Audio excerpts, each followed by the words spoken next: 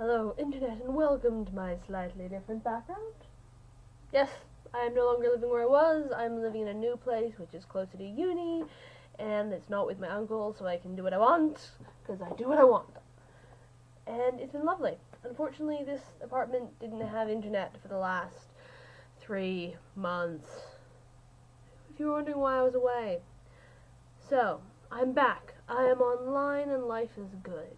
But life was pretty good while I was away, because I was involved in a musical theater show. The show in question? Assassins. Ooh.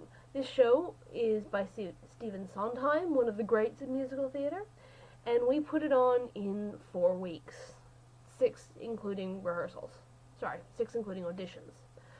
And if you're at all familiar with Stephen Sondheim's work, you'll know that it's a bitch, and 4 weeks is insane, which is what we went while we were doing it.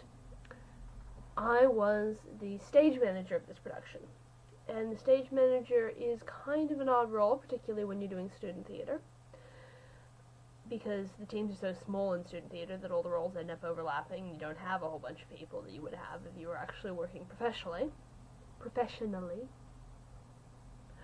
So, I was in charge of 2 things. Once we actually got into the physical theater, I was in charge of making sure everyone was on time, knowing where everyone was. Basically, I was everybody's mother for a week. But before that, I was in charge of taking all of the things that were in the director's head as lovely big ideas, and actually making physical things out of them, things that actors can hold and sit on and stand on and have behind them, and all of those things on the stage. I was in charge of sourcing and making and doing various things with to make happen, which is where I learned the phrase of the day. And the phrase of the day is, "That's impossible." But, and the but is the key part of that phrase, because a lot of the time, particularly when you're working in student theater or any other form of art where you don't have as much money or time as you'd like, people have ideas and you just can't make them happen in exactly the way the person's idea says it should. But being the person who says, okay, we can't do that, is sucky, because it's boring, and then the idea comes to an end, and you just can't do that. That's the end of the creative endeavor. Everyone should give up. But the interesting part is being the person who says, we can't do that, but we can do this, which isn't exactly what you wanted, but it costs half as much and takes half as long. So we're going to do that, and in fact, I'm going to go do that right now.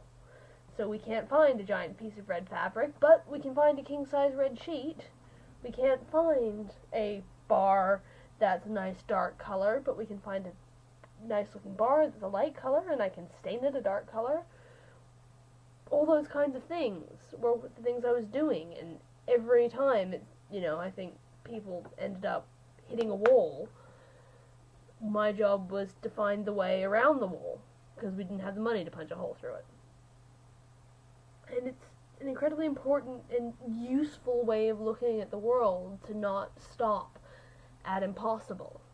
The thing you've got to do is figure out what the but is. Because if you look hard enough, there's always a way around the impossible. There's always a but. And buts will get you a long way.